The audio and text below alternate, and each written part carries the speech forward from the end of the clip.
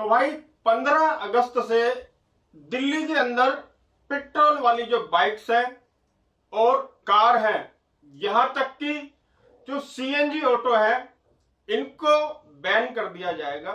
क्योंकि अभी दिल्ली के अंदर दिल्ली की सरकार, रेखा गुप्ता जी और केंद्रीय मंत्री नितिन गडकरी जी ने दिल्ली के अंदर एक नई ईवी पॉलिसी है वो जो लेके आ रहे हैं।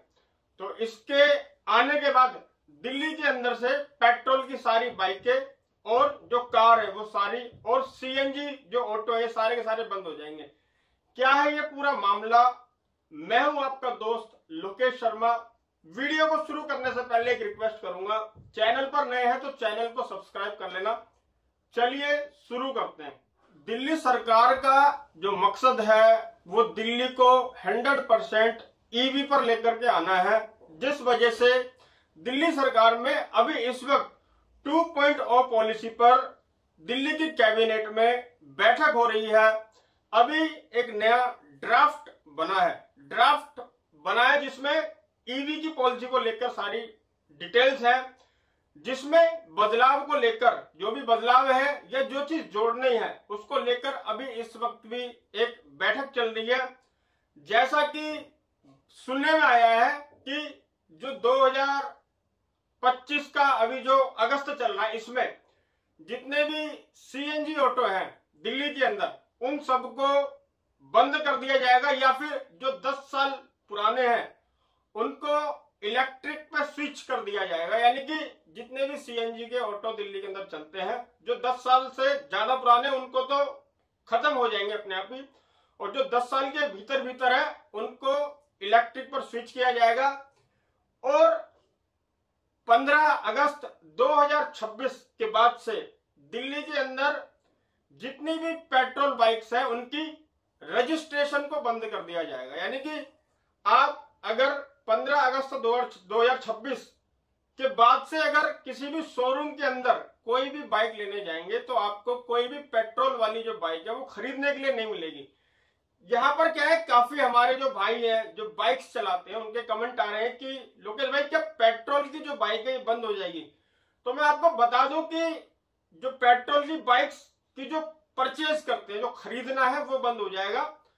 ये जो बाइक्स है ये ऐसे ही चलती रहेंगी, क्योंकि आपको ये पता होगा कि दिल्ली और दिल्ली एनसीआर यानी कि दिल्ली जो है वो हरियाणा से भी जुड़ता है और यूपी से भी जुड़ जाता है, और दिल्ली, और आपको ये भी पता होगा दिल्ली एनसीआर यानी कि हरियाणा हो चाहे यूपी हो चाहे दिल्ली हो, यहाँ पर डबल इंजन की सरकार है, यानी कि भारतीय जनता पार्टी की सरकार है।